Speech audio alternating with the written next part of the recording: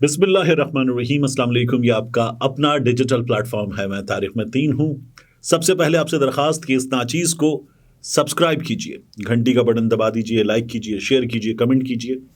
WhatsApp पे आपसे connectivity है, मैं रिस्पॉन्ड करता हूँ। आप में से बहुत से दोस्तों के कमेंट्स को बहुत से दोस्त सवाल करते हैं कि नहीं करते।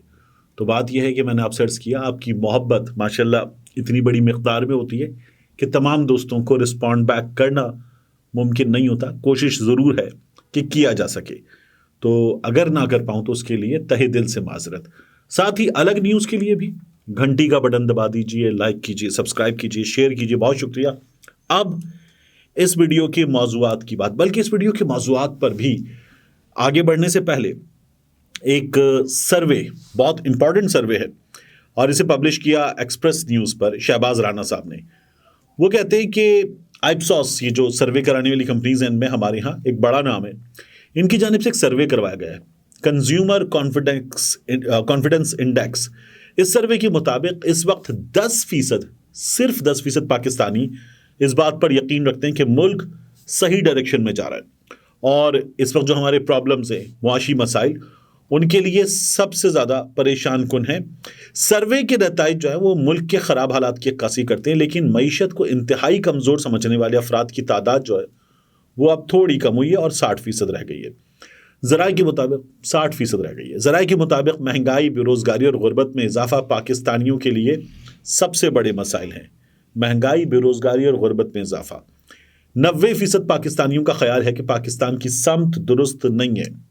सिर्फ 5% ख़वातीन को ये इत्मीनान हासिल है कि पाकिस्तान दुरुस्त समत में आगे बढ़ रहा है। अब इसमें जो एज ग्रुप है ना, वो सबसे ज़्यादा मैटर करता है, वही हमारे इंतखाबात में भी सबसे ज़्यादा मैटर करेगा। 18 से 24 साल तक के एज ग्रुप के सिर्फ 14% शहरियों का ख्याल है कि पाकिस्तान की समत दुरुस्त है। 1/3 से ज़्यादा अफराद का ख्याल है कि पाकिस्तान के हालात ना अच्छे हैं ना ही बुरे हैं। सर्वे के दौरान 60% मुल्क की मईशत को ख़राब करार देते हैं। 35% अफराद ने किसी भी किस्म की राय देने से गुरेज किया। ये बहुत बड़ी तादाद है। हमारे यहाँ इस वक्त एक जबर की फिजा है, जिसको हम बार बार कहते हैं कि है, तो उस पर एक आम सर्वे, एक आम बंदा जिसका किसी को नहीं पता, उसके भी सवालों का जवाब देते हुए लोग इस वक्त हिचकिचाते हैं। ये बहुत मैटर करता है, बहुत इंपॉर्टेंट है। अब इस वीडियो के हवाले से जो इस वीडियो के मौज़ूआत हैं, देखिए, इमरान खान साहब के लिए अल कादिर ट्रस्ट केस, या ये जो 190 मिलियन पाउंड स्कैंडल है, इसमें वाक़ईतन अल्लाह की बड़ी मदद आ गई है। ये बहुत दिलचस्प कहानी है। हुआ क्या है, हमने ये देखा कि इमरान खान साहब का केस चल रहा हो ना, बल्कि इमरान खान साहब का केस ना चल रहा हो, ठीक है, तो वहाँ मामला हो 90 दिन में इंतखाबात का, तो पाकिस्तान तहरीक इंसाफ घसीट कर उसमें लाई जाती है और कहा जाता है कि जब 9 अप्रैल को इमरान खान ने कहा था असेंबलियाँ तहलील कर दो, तो असेंबलियाँ तहलील कर दी गई थी, तो वो काम गैर आइनी था, गैर कानूनी था। वो क्यों किया था, अब क्या हो रहा है, अब तारीख नहीं दी। इस आरिफ अलवी पे आर्टिकल 6 ये हमें बाज़गश्त सुनाई देती है। फिर फैज़ाबाद धरना केस का मामला आता है, तो वहाँ पे होता है वो जो 2014 में धरने हुए थे, वो 2014 के धरने, वो कहाँ हैं? ताहिरुल क़ादरी बैरून मुल्क से आ जाता था, वो जमात, वो सब आपको सुनने को मिलता है। फिर इसी तरह से फैज़ाबाद धरना केस की समाअत होती है एक और कहा जाता है उस वक्त फैज़ाबाद धरना केस के मौके पर अगर फैसला दे दिया जाता तो 9 मई ना होता। फिर पाकिस्तान तहरीक इंसाफ बीच में आ जाती है। अब मलिक रियाज का केस था अदालत में। मलिक रियाज के केस में 190 मिलियन पाउंड का स्कैंडल, इमरान खान की करप्शन 60 अरब की, बुशरा बीबी की, फराह गोगी की, और मलिक रियाज की ज़मीनों का जुर्माना वगैरह, ये एक साथ आ गया। केस था मलिक रियाज का 460 अरब रुपए के जुर्माने का, कि उसकी ज़मीनें, उसके मामलात, मलिक रियाज कह रहे जी मैं पैसे देने के काबिल नहीं रहा। ये बातें हो रही हैं। लेकिन इसमें भी एनसीए आ गया, नेशनल क्राइम एजेंसी यूके की, इसमें भी 190 मिलियन पाउंड स्कैंडल आ गया। इसमें भी अल कादिर ट्रस्ट केस आ गया, जैसे हर बार आ जाता है। जब ये आ गया तो इसमें हुआ क्या, इसमें फिर मशरिक बैंक का जवाब आ गया है। और ये जो कह रहे थे ना कि देखिए जी, हुकूमत पाकिस्तान की रकम, نیشنل ایکسچیکر میں جانی چاہیے تھی. یہ سپریم کورٹ کے اکاؤنٹ میں پیسے کیسے چلے گئے؟ اس سے تو ملک ریاض کی مدد ہوئی. ملک ریاض نے جواباً عمران خان کی مدد کی. یہ چل رہا تھا اور مسلسل چل رہا تھا. اور پھر لٹ کے کھا گئے پاکستان، پنکی گوگی تھے کپتان. یہ آپ کے سامنے مسلسل ہو رہا تھا. اب اس میں ہوا کیا؟ این سی اے کے اور بینک، مشرق بینک، ان کے دستاویزات منظر عام پر آ گئے. ان سے بہت سے حقائق واضح ہو گئے ہیں. اب اس میں کہا یہ گیا ہے کہ ادائیگی، سپریم کورٹ کو جواب دیتے ہوئے، ذاتی ہدایات اور رضامندی سے سپریم کورٹ کے اکاؤنٹ میں جمع کروائی گئی. بینک کی جانب سے بحریہ ٹاؤن کراچی کیس سے متعلق جمع کروائی گئی دستاویزات سے یہ واضح ہوتا ہے کہ بحریہ ٹاؤن کے لیے بینک اکاؤنٹ میں بھیجی گئی رقم متعلقہ بینک اکاؤنٹ مالک، جو کہ ملک ریاض حسین کے خاندان کے ایک فرد ہیں، ان کی جانب سے براہ راست ہدایات پر بھیجی گئی. ان دستاویزات سے مزید یہ بھی ثابت ہوتا ہے کہ یہ دستاویزات برطانیہ کے قوانین کے مطابق ہیں اور اس پر قانونی کارروائی کا حق بھی برطانیہ کی متعلقہ عدالتوں کے خصوصی دائرہ اختیار میں ہے. یہ جو دستاویزات ہیں ان میں برطانیہ کی نیشنل کرائم ایجنسی کا ایک خط بھی شامل ہے، جس میں اس بات کی تصدیق کی گئی ہے کہ اکاؤنٹس کو منجمد کرنے کے حکم کو متعلقہ عدالت نے کر دیا تھا خارج. ان دستاویزات سے الزامات اور پروپیگنڈا جو ہو رہا ہے اس کی تردید ہوتی ہے اور یہ ثابت ہوتا ہے کہ ایسی کوئی بھی رقم حکومت پاکستان کے لیے ضبط نہیں کی گئی، جبکہ اس کا مقصد بحریہ ٹاؤن کے لیے استعمال کیا جانا تھا. اب یہ جو رقم پاکستان سے گئی، کب گئی تھی؟ کیا اس پر بات ہو رہی ہے؟ اس پر تو بات نہیں ہو رہی. وہاں میاں نواز شریف کے بیٹے کا اپارٹمنٹ خریدا جانا تھا، کیا اس پر بات ہو رہی ہے؟ اس پر بھی بات نہیں ہو رہی. ڈاکیومنٹس یہ ثابت کر رہے ہیں کہ یہ پیسے حکومت پاکستان کے نہیں تھے. عمران خان پہ یہ کیس چل رہا ہے، یہ بھی فارغ ہوتا ہے.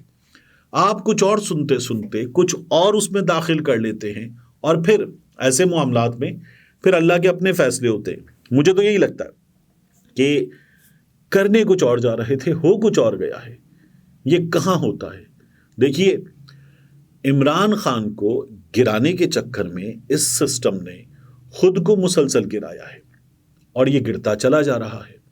عمران خان کے خلاف اس وقت جتنی چیزیں ہوئی ہیں ان میں آپ کو نظر کیا رہا ہے؟ آج تو مسٹر جسٹس سردار طارق مسعود صاحب، یہ عدالت سے فیصلہ کچھ بھی آ سکتا ہے، لیکن وہ بھی یہ کہہ رہے تھے کہ جو سائفر کا کوڈ ہے یہ تو بدلتا رہتا ہے، ایک بعض اوقات تو ہر ہفتے بدلتا ہے.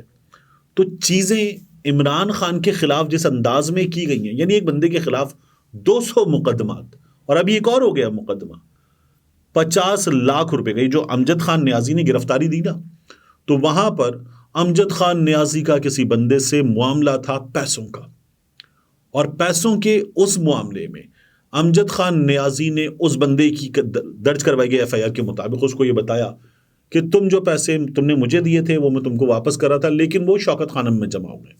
اب وہ بندہ کہہ رہا ہے جی میرے پیسے امجد خان نیازی سے، عمران خان نیازی سے، ان لوگوں سے نکلوا کر دیے جائیں. اس طرح کے کیسز عمران خان کے خلاف بن رہے ہیں. اس سے ہوگا کیا؟ صاف نظر آ رہا ہے لوگ یہ جو عمران خان سے کنیکٹ کر رہے ہیں، عمران خان کے ساتھ کھڑے ہوں، ان کو بھی نظر آ رہا ہے کہ یہ ہو کیا رہا ہے. اس لیے یہ ایفرٹس آپ کو مسلسل ناکام ہوتی ہوئی نظر آ رہی ہیں.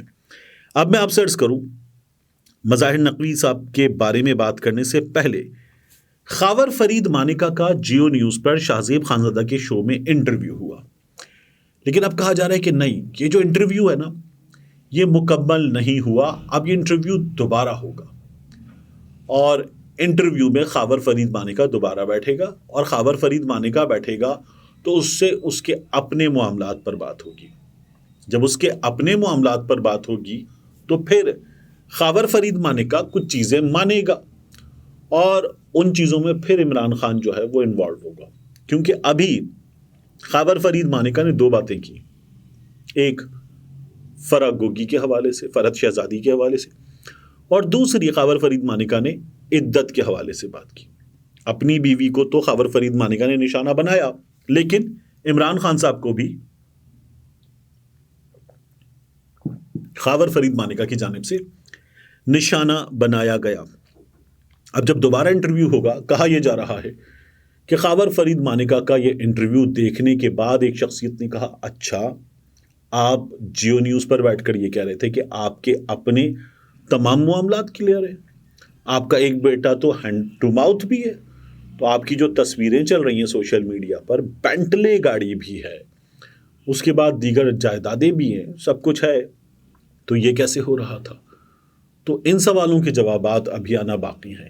احسن جمیل گجر کا پنجاب میں اثر و رسوخ تو بہت تھا. تو خاور فرید مانے کا اب جب دوبارہ آئے گا تو ممکن ہے کہ مزید کچھ چیزیں بتائے گا. لیکن ان تمام چیزوں میں سب سے بڑا پرابلم یہ ہے کہ اگر آپ یہ کہتے ہیں کہ اس بندے کے یا اس عہدے کے افسران کے تبادلے ہوئے، پیسے لیے گئے، پیسے فرا بی بی نے لیے، عمران خان نے لیے، اور ان لوگوں کو اس سے فائدہ پہنچا، تو وہ بندے کہاں ہیں؟ وہ بندے اسی ملک کے سسٹم میں ہیں. معاف کیجیے گا. تو ان بندوں کو بھی سامنے لایا جائے. وہ بندے سامنے آئیں اور آنے کے بعد بتائیں کہ انہوں نے پیسے دیے تھے، کتنے دیے تھے، کس کو دیے تھے، ثبوت کیا ہے. تو یہ جو سسٹم ہے، اس سسٹم کو جو لوگوں کی نظروں میں اب کوئی وقت نہیں رکھتا، اس کو مزید برہنہ ہونا ہوگا تاکہ عمران خان صاحب جو ہیں ان کے خلاف کچھ ثابت کرنے کی کوشش کی جا سکے. ابھی بھی جو ثابت ہو رہا ہے وہ عمران خان کے خلاف ثابت نہیں ہو رہا. یہ بہت بڑا مسئلہ ہے. اس مسئلے کا حل کوئی بھی نکل نہیں پا رہا ہے. اب آخر میں آ جائیے جسٹس مظاہر علی اکبر نقوی صاحب کی جانب. سپریم جوڈیشل کونسل نے مظاہر نقوی صاحب کو دوبارہ اظہار وجوہ کا نوٹس کر دیا ہے. جو میاں داؤد ایڈوکیٹ جس نے مظاہر نقوی صاحب کے خلاف شکایت جمع کرائی اور ان کے مالی معاملات کی بات ہے، اب مظاہر نقوی صاحب کو مطمئن کرنا ہوگا. ان کو مہلت دی جائے گی، ان کے خلاف یہ معاملہ چلے گا اور ان کو مطمئن کرنا ہوگا. مظاہر نقوی صاحب جو ہیں ان کے خلاف قاضی فائز عیسیٰ صاحب، جسٹس سردار طارق مسعود صاحب، افغان صاحب، یہ جو پشاور ہائی کورٹ کے جج ہیں، ان کی، اور ایک نام میں اور بھول رہا ہوں جج صاحب، ان کی جو رائے تھی 4، یہ تھی مظاہر نقوی صاحب کے خلاف کہ ان کے خلاف یہ کیس بنتا ہے، شو کاز نوٹس تفصیلی جاری کیا جائے. جبکہ مسٹر جسٹس اعجاز الاحسن صاحب جو ہیں ان کی رائے یہ تھی کہ یہ نہیں بنتا.